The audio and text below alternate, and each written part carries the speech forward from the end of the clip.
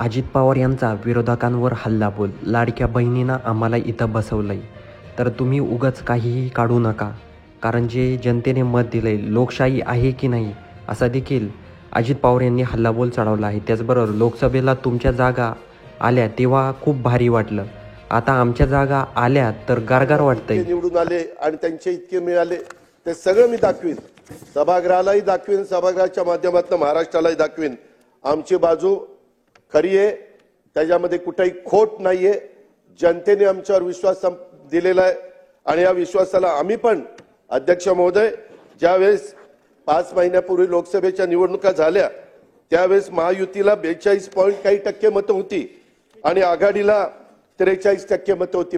0.6% फरक होता, पॉइंट म्हणजे अर्धा टक्क्याच्या आतच. तरी देखील आमच्या जागा किती आल्या? आमच्या जागा 17 आल्या आणि यांच्या जागा 31 आल्या. आम्ही रडत नाही बसलो. ठीक आहे, जनतेचा कौल आहे. तेव्हा ईव्हीएम कसं चांगलं वाटत होतं, तेव्हा गारगार वाटायचं, ईव्हीएम चांगलं वाटायचं. आणि आता गारगार वाटतंय का गरम वाटतंय ते तुमचं तुम्हीच बघा.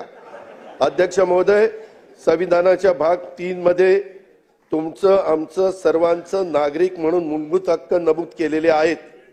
त्यात भाषण स्वातंत्र्य, इतरही अनेक स्वातंत्र्य आहेत.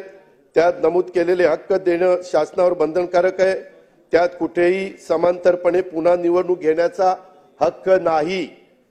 संविधानातील त्या यंत्रणाचे अधिकार, मग ते न्यायालय असो, निवडणूक आयोग असो, त्यांनीच ते वापरले पाहिजेत. नाही तर अराजक माझे घटनेचे शिल्पकार डॉक्टर बाबासाहेब आंबेडकरांनी हे ओळखूनच प्रत्येकाचे अधिकार व अन्याय झाला तर न्यायासाठी प्रक्रिया ठरवून दिलेली आहे, तिचा वापर त्या ठिकाणी केला पाहिजे. त्या प्रकारे न्याय मागण्याचा प्रयत्न अध्यक्ष महोदय केला पाहिजे.